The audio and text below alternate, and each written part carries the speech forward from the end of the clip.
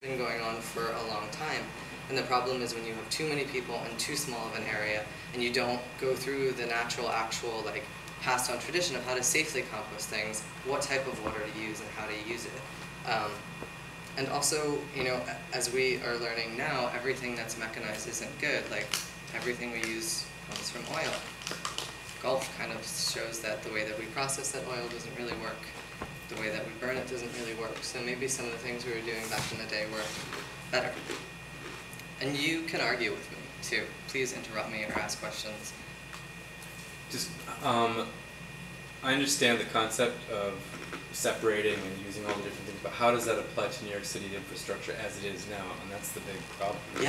Yeah, that's a really great point. So, sitting in my degree program in my apartment in Bushwick, or in Bedside, with the windows open in the middle of winter last year and the heat escaping because it was too hot and I couldn't do anything, and I don't own, and I have a landlord, I was like, well, what do I do? How do I combat this? One big thing is I think that collecting rainwater, if you're a renter, is really, really, really easy and something that's super important to use. Composting your kitchen scraps is super easy. You can get a composting toilet and you can make it yourself. I've seen friends of mine that have done it and it works really well, and I have information. In your apartment? Yeah, in their apartment. And it was ventilated and it worked. And it's like, the thing that I also really try to tout around is that I love the woods, I go up there, I'm moving to Pennsylvania, but I'm not without modern conveniences. Like, there's this side of me that likes, getting my hair cut really nicely and having shiny products and like going to really good meals. So it's not that I'm asking everyone to don, Carhartts and clogs and like go and only live with ponies and like right by oil. And like there's a way to actually have these structures overlay. And a big part of that too is putting pressure on local politicians and having these change. And we'll go into it. The building codes in New York City are basically the thing that stops it. And the USGBC, Green Buildings Council, they put forward a new green code suggestion for New York City, and they're really hammering the building department. And every year they put them out. And I have them on slides, and we'll go through them and kind of look at it. Are you going to be able to get the slides, or are you going to send them to us? Yeah, if you email me, I'll send it to you. Totally. But yeah, there's this process where there is this infrastructure that's already in place. That seems to be the problem here. It's like how do we rearrange it so that we can still do what needs to get done? Yeah, I mean, there are simple things like not only can you pressure your legislators to pass gray water codes and have them be legal, but simple things like cement cuts in sidewalks so that the water runs into tree pits. Exactly. It's like we don't see that. Yeah, but there are people that are working on it. There's and again, like anyone, feel free to email me. There's a great website called Minds in the Gutter, and Kate Zidar is an amazing woman, and she did a competition through the Museum of the City of New York, and they hosted it and had a panel, and it was a big design call for everyone to she was like, the city's not asking us for this, they're not going to sign up for it, but we're not going to wait for them. So let's get all your best ideas. And we've had like big time engineers from Arup come through, you've had student teams, you've had architects and landscapers, you had just like people with good ideas, and they all are, so they've been doing stuff and submitting and kept trying to show that it's viable, and I think that that's really important. And there are some buildings in New York City that have it, and I think maybe writing and reminding people of that and visiting them and talking to the people. And we'll go through the 7 major buildings in New York that have these variances and have gray water systems. So I'm going to go.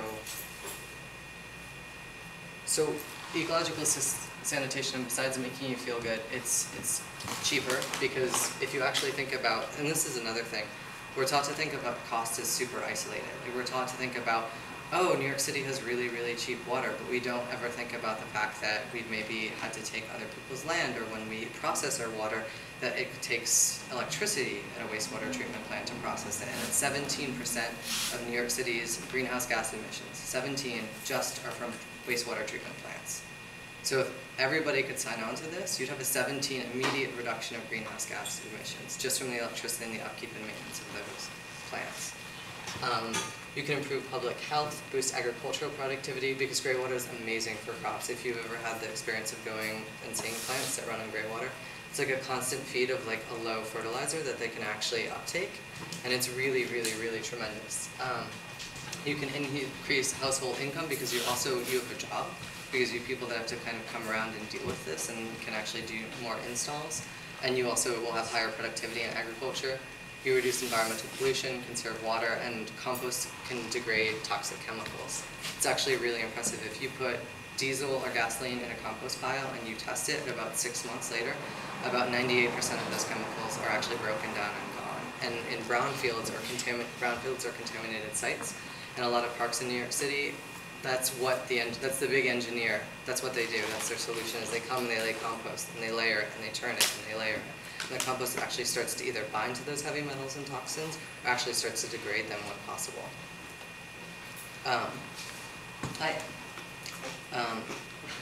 So this is more worldwide. We're going to kind of go through this a little bit quicker. That's what I wanted to do.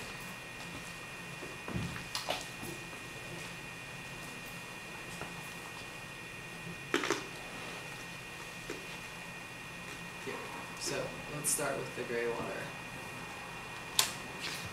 So gray water, it's really important to get your definition straight. Gray water is different than gray water, and it's different than black water. And gray water is wastewater that doesn't contain sewage. So you're thinking of your household sinks, you're thinking of your shower, your laundry machines, if you have like a water purifier, anything that's not your toilet, basically. And also, I would say that if you have a dishwasher, that's kind of on the fence. It's like grayish, brownish, blackish water because of water quality, because of such big particles of food are on the fence. And also, your kitchen sink is a little bit more difficult because of the amount of food particles, and those food particles can attract bacteria. So unless you're really into experimenting right now, that might be the last section. Gray water does not contain human waste products. Composting toilets do. Gray water is not that. So basically, the biggest... Gray water is not stormwater? No. Rainwater, basically, and there's separate systems, and you can combine them, but it's not suggested because rainwater is a lot more pure, and it's total also different like consistency. Like gray water is really basic, and so, it's really acidic. So basic or alkaline loving plants won't like it, whereas rainwater doesn't really have that typical consistency. Say that again? Say that again? Yeah, I admit it. So gray water, because of the way that our skin and bodies interact and like products and soaps, it's actually going to be a more acidic. So it's like if you have a plant that's really basic loving, like or on the alkaline scale, then you're not going to want to use those plants to funnel your gray water to, whereas rainwater you could put directly on those plants. So they're just a little bit different types of water to think about. And also and the biggest thing is that you can store rainwater for as long as you want. You cannot store gray water for more than 24 hours. You just make gray water tanks that you can put in the ground and hold and filter and use? The ones that I've seen, if you filter them, you're looking at a couple grand, which isn't usually... Yeah, but they make them, right? So it's... Yeah. You so can I'm at make that them point, like I'm going to figure out like what direction I'm going to go with gray water. Yeah. Without filtering and treating gray water, and you have to filter and treat it first, you can't store it as it is. Like you as in chemically treated? Yeah. Just a filter is not going to fly? No. You can do a sand filter, but then you want to use it, you can't store it. So you'd have to filter it first and then store it. And so you'd store basically like recycled or treated water. Rainwater you can store for as long as you want. Okay. But they do make tanks with it. Yeah, we have some of that, and I can definitely give you a lot of resources in terms of like companies and people that do that. Because gray water is in this split where it's like DIY, like under $1,000, you can outfit your whole house, or you can get like, as if you were walking on the White House lawn, you wouldn't be able to tell, and you could even like drink from it. Like the Solaire building has that, and they actually treat all of their black water that way. Black water is just when you add in the toilet to it. So it just depends on what level you want to get to. So if you, just to be clear, so if you want to, if folks are talking about a gray water irrigation system, for instance in the park, it would be the case that you would actually take in residential wastewater to somehow compose it to irrigate. You'd have to see where it is you were going to apply that, but you'd have to know what type of wastewater. Like, so are you talking, like the only type of residential wastewater that you're going to get would be sinks or showers. Like you don't want it from a toilet because that's black water and that needs to be treated heavily. And the thing is you also need to use it within 24 hours. So gray water is usually best if you have, let's say, a municipal building on that site and taking all the sinks from there.